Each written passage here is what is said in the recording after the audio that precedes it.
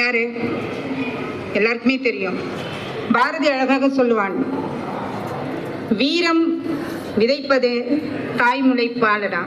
ஆனா நம்ம சொல்றது என்னன்னா, வீரம் செறிந்தது நம் ஆசிரியர்களின் வார்த்தைகள் மட்டுமே. நம்ம ஆசிரியர்கள் நினைத்தா ஒரு மாணவனை வீரமுள்ளவனா மாற்ற முடியும். இதுக்கு ஒரு சின்ன எடுத்துக்காட்டு, முசோலினி உங்களுக்கு தெரியும். அவர் எப்படி இருந்தாருன்னு தெரியும். 2ஆம் உலகப் போரின் போது அவர் ஒரு கிராமத்தை அழிக்கணும், துவம்சம் பண்ணிடணும் அப்படின்னு நினைச்சு படைகளை அனுப்புறாரு. போற படையெல்லாம் திரும்பி வருது. திரும்பி வரும்போது ஏன் வருது அப்படின்னு அவங்க உளவாளிகிட்ட கேட்கும்போது சொல்றாங்க, அங்க ஒரு சிறிய படை இருக்கு, அந்த சிறிய படையை எங்களால தோற்கடிக்க முடியல அப்படின்னு சொல்றாங்க.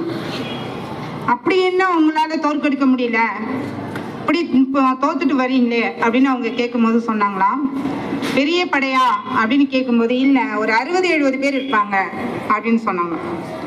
சரி, வழிநடத்துற பெரிய ஒரு இளைஞரா, நல்ல பலமான ஆளா அப்படின்னு கேட்கும்போது இல்ல, அவர் ஒரு 65 வயது மதிக்கத்தக்க முதியவர் அப்படின்னு சொன்னாங்களாம். வாட் இஸ் ஹி அப்படின்னு சொல்லிட்டு முசோலினி கேட்டாராம். அப்ப அந்த உளவாளிகள்லாம் சொன்னாங்களா, ஹி இஸ் எ டீச்சர், அவர் ஒரு ஆசிரியர். அப்ப முசோலினி சொன்னாராம், என்ன சொன்னார் அப்படின்னா, then he is a dangerous man. ஆசிரியரா இருக்கிறதுனால அவர் மிகப்பெரிய ஆபத்தானவர்.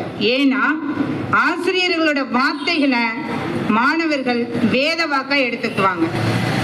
அந்த ஆசிரியர்களை தாண்டியும் நீங்க அதுல பணியாற்றீங்க, சாரணிய பொறுப்பாளரா இருக்கீங்க. ஆசிரிய பணியை அறப்பணி, அந்த பணியிலையும் நீங்க கூடுதல் பணியேற்று நீங்க நடத்துறீங்க. அப்ப உங்களால் மட்டுமே இந்த மாணவர்களை நல்ல குடிமகனா இந்தியாவிற்கு உருவாக்க முடியும். ஏன் உலகிற்கே உருவாக்க முடிகிறது ஆசிரியர்களால் மட்டுமே. நம்ம ஒரு நல்ல மாணவனை உருவாக்கணும். ஒரு அண்ணல் காந்தியை உருவாக்கலாம், ஒரு ஆப்ரஹாம் லிங்கனை உருவாக்கலாம், அன்னை தெரசாவை உருவாக்கலாம். இதுக்கெல்லாம் வழக்குரைஞரை பார்க்காம கூட போயிடலாம், காவல்துறையை பார்க்காம கூட இருக்கலாம், மருத்துவரை பார்க்காம கூட இருக்கலாம். ஆனா ஆசிரியரை பார்க்கலன்னா வாழ்க்கையே போயிடும். அப்ப அந்த ஆசிரியரை பார்ப்பதற்கான வழிமுறைகளை ஏற்படுத்தி தர்றது நீங்க தான். கூடுதல்